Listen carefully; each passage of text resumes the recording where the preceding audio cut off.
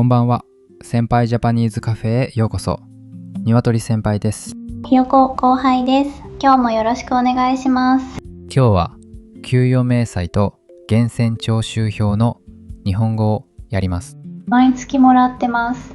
でも正直、一番下の金額しか見てません。わかります。ただ、あの紙は3つの塊でできてるんですよ。3つ。今日も手続きの匂いがしますね。その前に前回の復習をしましょう。何の話でしたか？旅行の予約と当日の会でした。キーフレーズは思い立ったが吉日です。よく覚えてましたね。やろうと思った日が始め時という意味です。あれから行きたかった街の宿を一つ押さえました。いいですね。今日の話も知っていれば損をしないという続きです。給料日に封筒か会社のページで明細が配られますよね。はい。紙の時もあればアプリの時もあります。いい質問です。どちらでも中身は同じです。会社は明細を渡す義務がありますから。義務なんですか？知りませんでした。だから見ないのはもったいないんです。ですよね。でも字が小さくて項目が多くてどこを見ればいいのか。その気持ちが今日の出発点です。まず言葉から入りましょう。言葉から。はい。求人に書いてある金額と口座に入る金額は違いますよね。違います。最初の給料日、電卓を3回叩きました。みんな一度は通る道です。その差を作っているのが控除です。飛行場。引いたことはありますけど、意味は曖昧です。そうです。簡単に言えば差し引くこと。給料から先に引かれるお金です。先に引かれる。だから自分では払った記憶がないんですね。そう。これを天引きと言います。会社が代わりに納めてくれています。へえ、天引き。響きが少し痛いです。でもその分だけ守られてもいます。そこも今日話しますね。守られている。ちょっと見方が変わりそうです。今日のゴールは明細を見て意味がわかる状態です。なるほど。計算までできなくていいですか？はい。計算は会社と役所の仕事です。私たちは読めれば十分です。それならできそうな気がしてきました。ちなみに金額や割合は年度と会社で変わります。はい。じゃあ数字は覚えなくていいんですね。はい。覚えるのは言葉と流れだけ。数字は明細で確かめれば大丈夫です。では明細を開きます。上から3つの塊に分かれています。3つの塊。賃貸、支給、控除。この3つです。順番もだいたい決まっています。メモします。勤怠。初めて聞きました。働いた記録のことです。出勤した日数、休んだ日数、残業した時間。上の方に数字が並んでる場所ですね。そこです。有給を何日使ったかも大抵そこに出ます。なるほど。残りの有給、そこで確認できるんですか？会社によりますが、残り日数を載せている明細は多いです。それは見る価値がありますね。次が支給です。支給は会社があなたに払うお金の一覧です。プラスの側ですね。はい。そして控除がそこから引かれる側です。わかりました。プラスとマイナス。急にわかりやすくなりました。その通り。その2つの差が一番下に出ます。そこが手取りです。私が唯一見ている場所です。明細の言葉では差引支給額と書いてあることが多いです。はい。差引支給額。長いです。分けて読むと簡単です。差し引いた、支給する、額。意味が見えました。漢字の言葉は切って読むと急に優しくなります。これは全部に効きます。覚えておきます。ちなみに口座に振り込まれるのがこの差引支給額です。うわ、じゃあ通帳の数字と合っていれば正しいんですね。その確認は毎月しておくといいですよ。ずれたら早く気づけます。ずれることもあるんですか？人が入力していますからゼロではありません。通勤の交通費とか、確かに、引っ越したのに前の金額のままとか。まさにそれです。気づいて言えるのは本人だけですから。言い方も知りたいです。明細の見方でわからないところがあるので教えてください。これで十分です。そうなんですか。責める感じがしないのがいいですね。はい、間違い探しではなく教えてもらう形にすると角が立ちません。メモしました。では支給の中を見ましょう。まず基本給があります。はい、基本の給料ということですね。はい、ここが土台です。ボーナスや退職金の計算にも関わってきます。そんなに大事なんですか？大事です。だから求人票を読むときもそこを見る人が多いんです。知りませんでした。その下にいろいろな手当が並んでいます。はい、手当は条件に合う人に足されるお金です。会社ごとに種類が違います。どんな手当がありますか？通勤手当、住宅手当、役職手当、資格手当、このあたりが定番です。いいですね。資格手当、資格を取ると増えるんですか？対象の資格なら増えます。日本語の試験を対象にしている会社もありますよ。それは勉強の励みになります。自分の会社に制度があるか一度聞いてみる価値はあります。通勤手当はみんなもらえますか？これも義務ではありません。ただ出している会社は多いですね。義務じゃないんですね。意外です。そして通勤手当には税金の面で面白い特徴があります。税金の面。一定の額までは所得税がかかりません。これを非課税と言います。はい、非課税、課税されないですね。その通りです。非は打ち消しの意味ですね。非常識の非と同じですか？同じです。非公開、非常勤、仕事の言葉でよく出てきます。助かります。一つ覚えると他も読めますね。その調子です。ただし非課税でも社会保険の計算には入ります。税金とは別なんですか？別の制度です。ここは日本人でも間違いやすいところですよ。そうですか。ちょっと安心しました。支給の合計は総支給額と書かれます。これがいわゆる額面です。額面、求人に出ている数字ですね。そうです。額面と手取り、この2つの言葉を覚えれば話が通じます。額面と手取り、今日の一番の収穫かもしれません。支給の中で月によって動くものがあります。何だと思いますか？産業代ですか？正解です。明細では時間外手当と書かれることが多いですね。時間外、決まった時間の外ですね。そうです。そしてその分は割増で払われます。割増、普通より高いということですか？そうなんです。はい。深夜や休日はさらに上乗せされます。法律で決まっています。ですよね。前に働くルールの回でも聞きました。つながっていますね。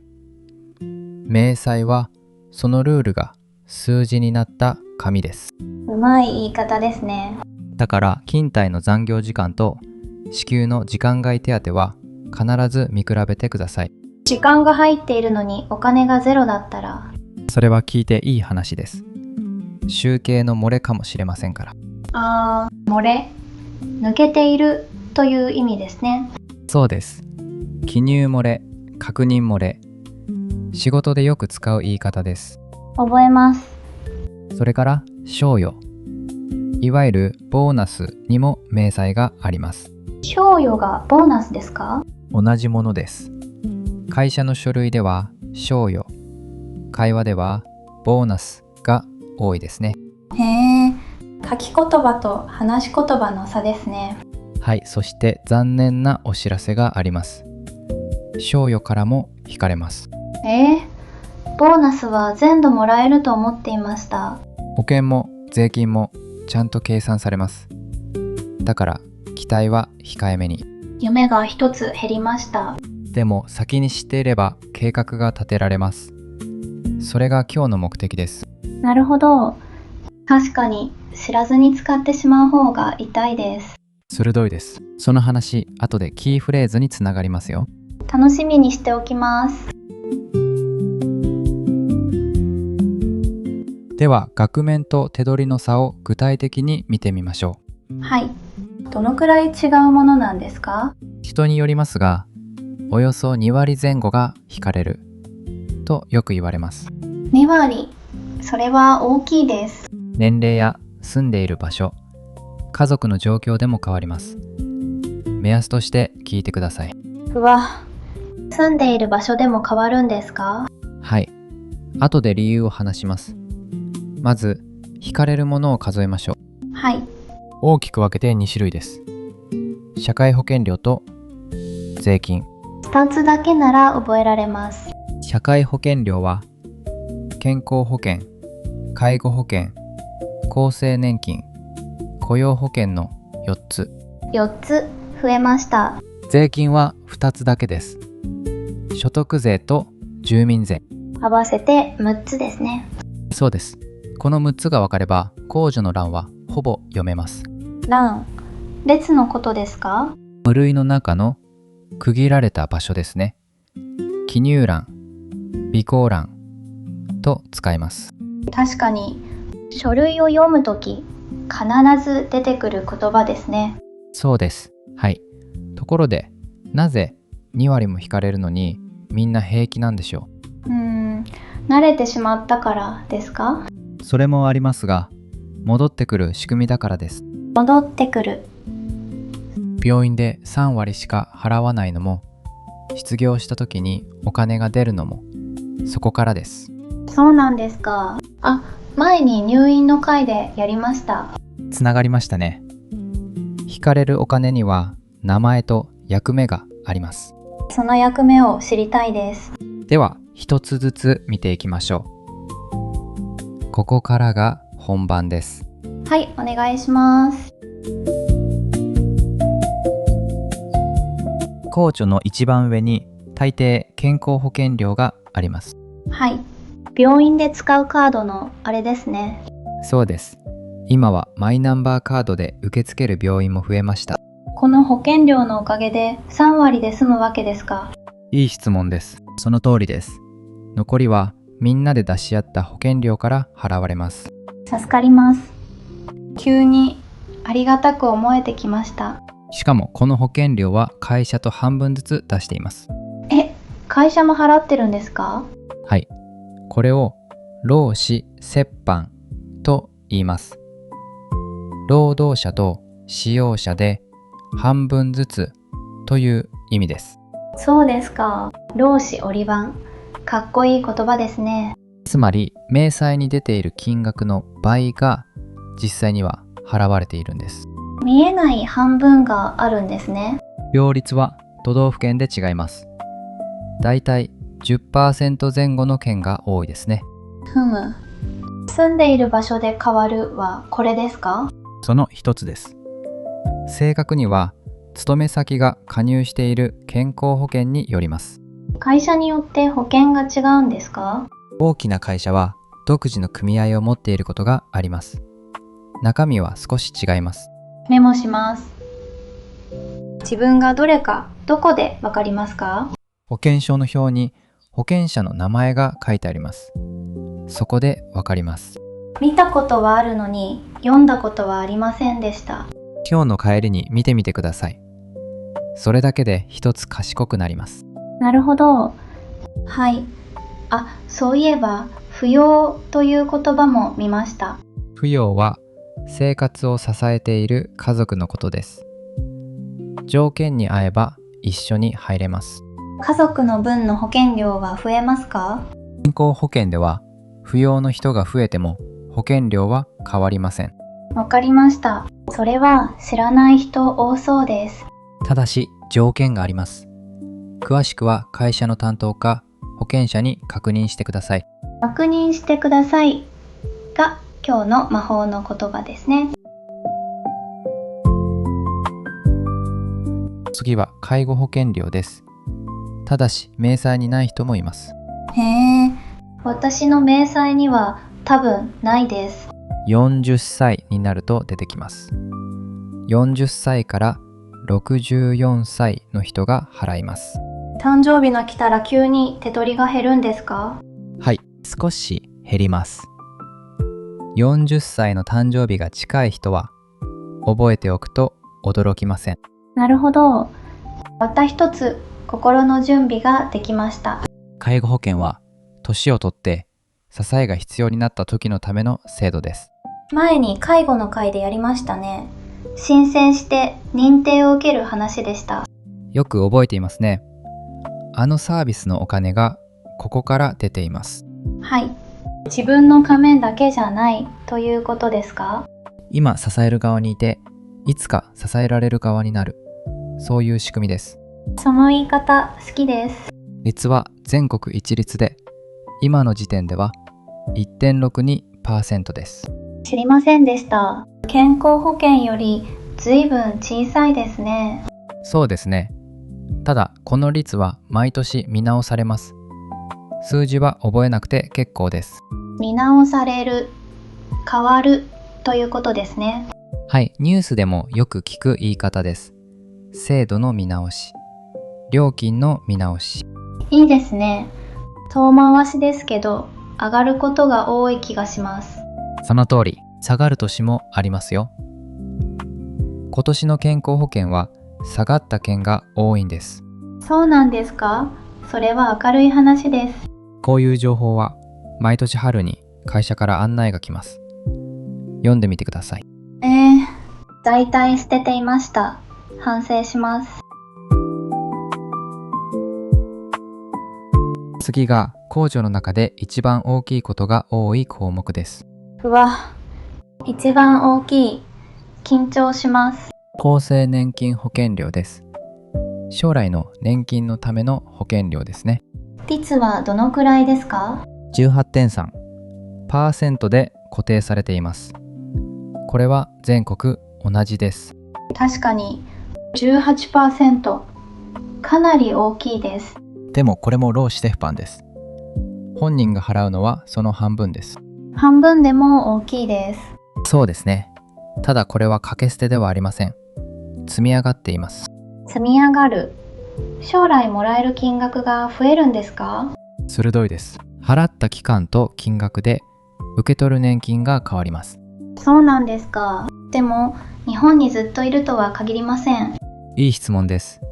その場合、脱退一時金という制度があります。脱退一時金。帰るときにお金が戻るんですか？条件を満たせば一部が戻ります。前に年金の会で詳しくやりましたね。はい、あの時はメモを取りました。ただ母国と日本で年金をつなげられる場合もあります。国によります。つなげられる。それは大事な情報です。急いで決めずに年金事務所で相談するのがいいですよ。ですよね。相談。またこの言葉が出てきました。日本の手続きは相談できる窓口が必ずあります。そこが救いです。年金って遠い話だと思っていました。実は怪我や病気で働けなくなった時の年金もここに含まれます。老後だけじゃないんですね。そうです。今日から聞いている保険でもあるんです。見方が完全に変わりました。4つ目が雇用保険料です。金額は小さいですが、役目は大きいです。どのくらい小さいんですか？今の時点では一般の会社で1000分の5です。給与の半%ほどですね。本当に小さいですね。でもこれが失業した時の給付につながります。失業保険と呼んでいるものですか？会話ではそう言いますね。正式には雇用保険の基本手当と言います。メモします。正式な名前、名題です。会話では失業保険で通じます。書類では正式名が出てくると覚えてください。これも前に退職の会でやりましたね。よくつながっています。それから育児や介護で休む時の給付もここです。なるほど。育児休業のお金も雇用保険からですか？そうなんです。小さい保険料がいろいろな場面を支えています。小さいのに働き者ですね。いい表現です。ちなみにこれは労使折半ではありません。違うんですか？会社の方が多く払っています。働く人の負担は軽くしてあるんですね。わかりました。そこは優しいんですね。あとこの保険に入っているかどうかは明細でわかります。引かれていれば入っている。そういうことです。逆に条件を満たすのに向ければ聞いてみる価値があります。はい。明細が自分を守る道具になるんですね。今日一番言いたかったことを先に言われてしまいました。すみません。でも嬉しいです。ここで社会保険の金額の決まり方を話しておきます。いいですね。毎月の給料にその率をかけるんじゃないんですか？いい質問です。そう思いますよね。実は違うんです。標準報酬月額という基準を使います。標準報酬月額。今日一番長い言葉です。また切って読みましょう。標準の報酬の月の額。報酬は給料のことですね。そうです。つまり標準的な月の給料という意味です。それはいつ決まるんですか？毎年1回4月から6月の給料の平均で決まります。はい。その3ヶ月だけですか？はい。そしてその年の9月分から新しい金額が使われます。ということは春に残業が多いと。その年の秋から1年保険料が高めになります。よく知られた話です。助かります。そんな仕組みだったんですか？知りませんでした。ただし悪いことばかりではありません。どういうことですか？標準報酬月額が高いと将来の年金や休んだ時の手当も増えます。払った分は戻ってくる話ですね。そうです。だから損か得かは一言では言えません。そうですか。損か得か。会話でよく使いますね。使いやすい言い方です。それ損だよ。それ得だよ。と短く言えます。覚えました。大きく給料が変わった時は途中でも見直されます。昇給した時とか。そうです。昇給は嬉しいですが保険料も少し上がります。手取りが思ったより増えないのはそのせいですか？そうです。その一つです。もう一つは次の幕で話す税金ですね。いよいよ税金ですね。はい、ここが一番誤解の多いところです。税金は2つでしたね。まず所得税からいきましょう。ですよね。所得、収入とは違うんですか？いい質問です。収入は入ってきた全部。所得はそこから引いた後の数字です。何を引くんですか？働くためにかかる費用の分です。給与所得控除という名前がついています。また控除ですね。そう。控除は明細の欄の名前でもあり、税金の計算の言葉でもあります。同じ言葉が2箇所で使われるから混乱するんですね。その通り。まさにそこです。引き算と覚えておけば両方とも通じます。引き算。わかりやすいです。そして毎月引かれている所得税は実はまだ正しい金額ではありません。間違っているんですか？間違いではなく仮の金額です。だいたいこのくらいという概算ですね。どうして本当の金額が出せないんですか？1年が終わらないとその年の収入が決まらないからです。あ、そうか。残業もボーナスも後から変わりますもんね。その通りです。だから先に概算で預かって後で清算する形になっています。なるほど。この先に預かる仕組みが源泉徴収ですか？はい。源が源、泉が泉。お金が出るところで先に取るという意味です。源と泉、イメージが浮かびました。漢字の意味から入ると忘れにくいですよ。はい。徴収は集めるという意味ですよね。そうです。役所の書類でとてもよく出てきます。徴収、納付、還付。還付。戻ってくる方ですね。よく知ってましたね。3つセットで覚えると書類が急に読めます。知りませんでした。じゃあ、その生産はいつやるんですか？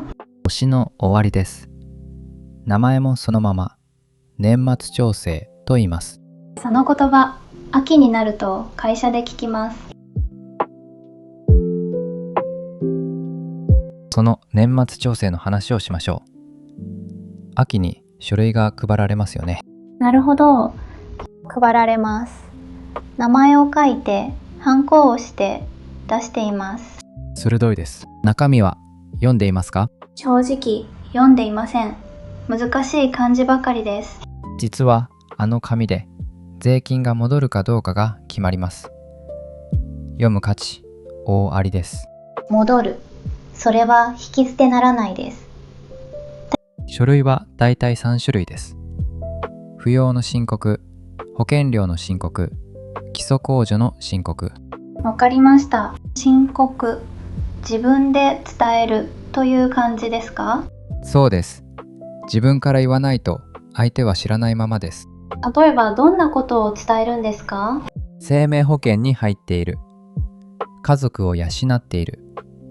そういう事情ですね。はい。国にいる家族でも大丈夫ですか？要件と証明書類が揃えば対象になり得ます。ここは会社に必ず確認してください。必要な書類は早めに集めた方が良さそうですね。そこが肝心です。締め切りを過ぎるとその年は間に合いません。うわ、間に合わなかったらもう終わりですか？いえ、自分で確定申告をすれば取り戻せます。年明けから受け付けています。救いの道があるんですね。ただ自分で全部やるのは大変です。会社に任せられるなら任せましょ確かに、任せる。楽な方がいいです。う。そして清算の結果は12月か年明けの明細に出ます。どんな風に出るんですか？年末調整還付といった名前で支給の側に金額が載ります。そうなんですか。支給の側、つまり増える方ですね。その月だけ手取りが多いのは大抵これです。去年、そんな月がありました。ボーナスかと思っていました。はい、それは自分のお金が返ってきただけです。でも嬉しいですよね。え？嬉しいです。仕組みが分かっても嬉しいです。ここで税金が安くなる仕組みをもう少し詳しく見ましょう。安くなるんですか？はい、税金は収入の全部にかかるわけではないんです。全部じゃない。まず誰でも引ける分があります。基礎控除と言います。助かります。基礎、土台という意味ですね。そうです。そこにさっきの給与所得控除も足されます。2つ引けるんですね。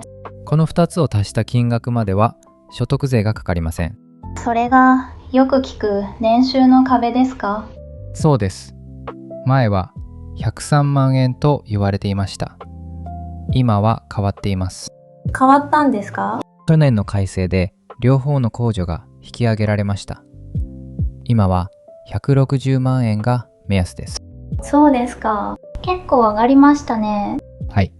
ただし年収によって引ける額が変わります。全員同じではありません。じゃあ自分の数字はどこで見ればいいですか？そうなんです。国の税のページに一覧が出ています。毎年更新されるのでそこが確実です。ふむ。動画やネットの情報は古いかもしれないですね。この動画も含めてそうです。だから今日は言葉の方を持って帰ってください。正直でいいですね。それから社会保険にも別の線があります。こちらは働く時間で決まります。税金の壁とは別なんですか？別です。ここも混ざりやすいところですね。制度が2本立てですから。メモします。2本立て、今日のテーマそのものですね。しかもその線は今年の10月に1つなくなります。なくなるんですか？月は1万8000円という賃金の条件が外れます。時間の条件などは残ります。パートで働いている人には大きい話ですね。そうですね。心当たりのある方は勤め先に確認しておくと安心です。さて、今日一番驚く話をします。住民税です。なるほど。住んでいる場所に払う税金ですよね。はい。市や県の仕事に使われます。ゴミの収集も道路もここからです。身近ですね。そしてここからが本題です。この税金は去年の所得にかかります。去年、今年ではないんですね。今年ではありません。1年遅れて後から追いかけてくる税金です。はい。追いかけてくる。少し怖い表現です。でもこの1年のズレが日本に来た人を一番驚かせるんです。どうしてですか？来日した最初の年は去年の所得が日本にありませんよね。あ、そうか。だから引かれない。そうです。1年目の明細に住民税はありません。じゃあ2年目に。2年目の6月から突然出てきます。給料は同じなのに手取りが減ります。知りませんでした。それは驚きます。給料が下がったと思いますよ。そうです。実際そう相談に来る人が毎年います。だから先に知っておいてほしいんです。なぜ6月なんですか？去年の所得が確定して市が計算し終わるのがその頃だからです。なるほど。それで6月から。そして翌年の5月まで12回に分けて引かれます。いいですね。6月から翌年の5月。覚えやすい区切りですね。この1年の区切りは住民税だけの独特のものです。だから6月に金額が変わるんですね。毎年6月の明細は必ず見てください。今年の負担がわかります。6月は明細の日ですね。いい覚え方です。ついでにその頃に通知書も届きます。通知書、捨てないようにします。そこに去年の所得と今年の税額が全部書いてあります。宝の紙です。はい、宝の紙。今までただの郵便でした。住民税には引かれ方が2つあります。ここも言葉が硬いです。身構えます。特別徴収と普通徴収、この2つです。特別の方がいい感じに聞こえます。気持ちはわかります。でも中身は逆で、特別徴収は給料からの天引きです。そうなんですか。普通の方が自分で払うんですか？そうです。納付書が家に届いて自分で納めます。名前と中身が逆な気がします。日本人もよくそう言います。ここは丸ごと覚えるしかありません。丸ごとわかりました。会社で働いている人は大抵特別徴収になります。楽な方ですね。払い忘れがないですもんね。そこが大きいです。うっかり忘れると後で困ることがありますから。ですよね。困ることというのは、税を納めた証明が必要な場面があるんです。例えば在留の手続きですね。それは大事です。納税証明書という書類を役所でもらいます。名前も覚えておくと安心です。納税証明書、メモします。それと会社を辞めるときは住民税の残りをどうするか聞かれます。残りがあるんですね。はい。まとめて引くか自分で払うか選ぶ場面が来ます。最後の給料が急に少なくなるやつですか？よく知っていますね。まとめて引くとそうなります。会食の会で聞いた話とつながりました。こうやって制度は全部つながっています。だから一度覚えると強いんです。へえ、今日でだいぶ強くなった気がします。では今日のもう一つの主役です。源泉徴収票。なるほど。年末にもらう小さい紙ですよね。そうです。あの1枚に1年分の情報がまとまっています。数字が多くてどこを見ればいいのかわかりません。いい質問です。大事なのは4つだけです。しかも左から順番に並んでいます。わかりました。4つなら覚えられそうです。1つ目が支払い金額。1年間に会社が払った合計、つまり年収です。額面の1年分ですね。その通りです。年収はいくらと聞かれたら、この数字を答えます。手取りの合計ではないんですね。違います。ここを間違える人は多いですよ。2つ目は何ですか？給与所得控除後の金額です。さっきの働く費用を引いた後ですね。はい。1つ目より小さくなる数字ですね。はい。3つ目が所得控除の額の合計額。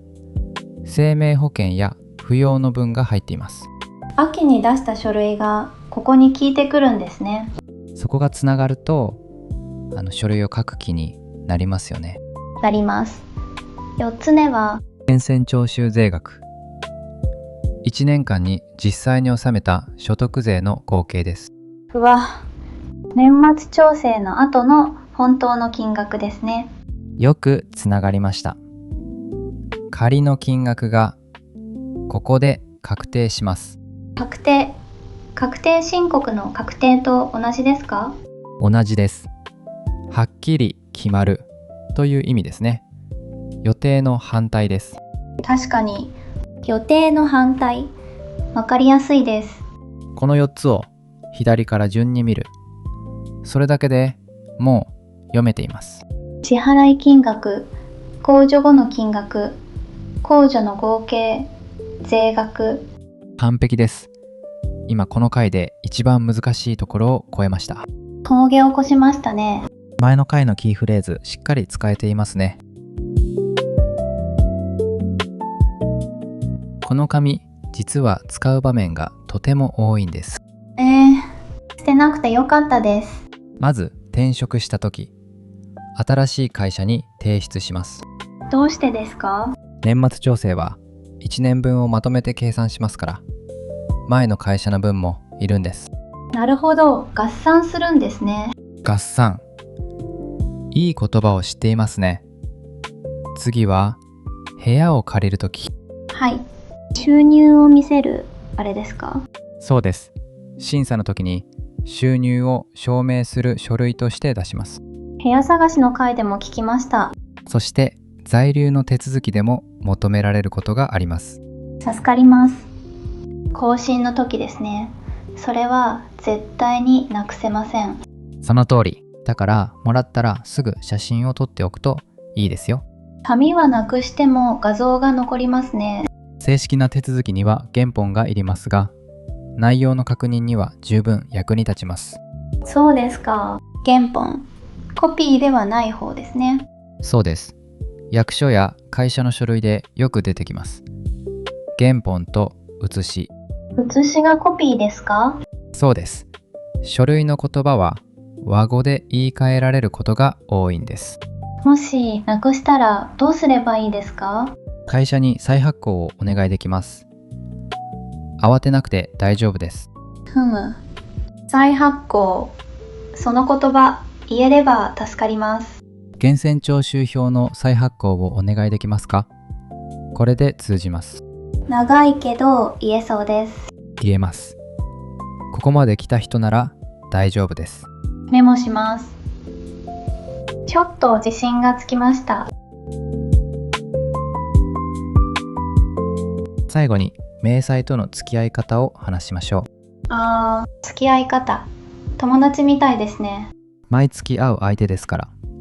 おすすめは30秒だけ見ることです。30秒。それならできます。見るのは3つ。勤怠の日数、控除の並び、そして差引支給額。へえ、先月と比べればいいんですね。その通りです。急に変わっていたら理由を考えてみる。それだけです。6月なら住民税、9月なら保険料と考えられますね。はい、見事です。もう自分で説明できていますよ。なるほど。今日の前半では想像できませんでした。それから保管も大事です。明細は数年分取っておくと安心です。何年くらいですか？決まりはありませんが、2年か3年は残している人が多いですね。アプリの場合はどうしますか？いい視点です。会社を辞めると見られなくなることがあります。はい。それは困ります。だから辞める前に必要な分を保存しておく。これは覚えておいてください。今日一番実用的かもしれません。それと、わからないことは会社に聞いていいんです。恥ずかしくありません。知りませんでした。日本人も全部が分かっていないと聞いて安心しました。本当に分かっていません。私も毎年6月に驚いています。先輩でも驚くんですね。驚きます。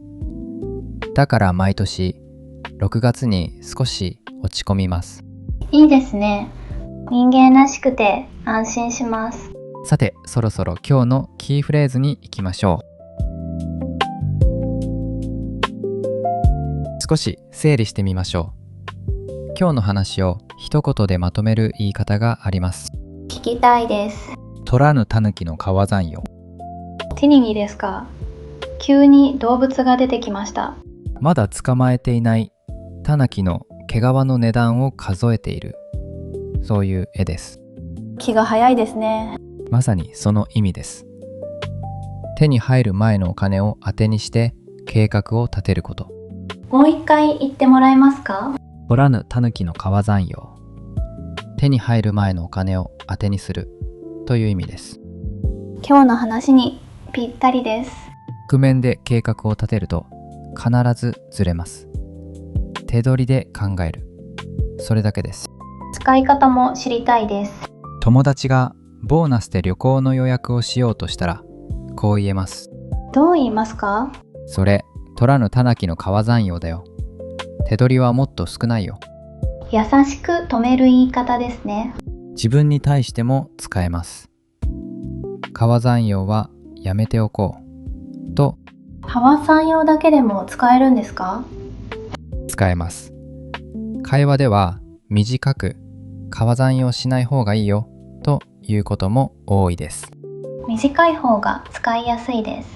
もう一つ似た場面があります。昇給が決まった時ですね。保険料の税金も上がる話ですね。そうです。増えた分が全部手元に来るわけではありません。川山用しないで6月を待ちます。その通りです。今日の言葉がもう身についていますね。では練習しましょう。私が場面を言うので頭の中で言ってみてください。はい。友達が来月のボーナスで車を買うと言っています。何と言いますか？ 3、2、1。それ、取らぬ狸の川山用だよ。手取りで考えた方がいいよ。完璧です。優しさも入っていていい言い方でした。使える気がしてきました。今日は給与明細と源泉徴収票の日本語をやりました。覆面と手取り、控除、天引き、徴収、還付、たくさん覚えました。全部明細の上で会える言葉です。今夜一度開いてみてください。30秒だけですね。それを毎月続ければ1年後には全部読めます。素数字が減っていても意味の分かれば怖くないですね。いい締めくくりです。引かれたお金にはちゃんと役目がありますから。皆さんも今日の言葉を一つ使ってみてください。コメントでどの言葉が難しかったか教えてもらえると嬉しいです。次回もお楽しみに。それではまた。おやすみなさい。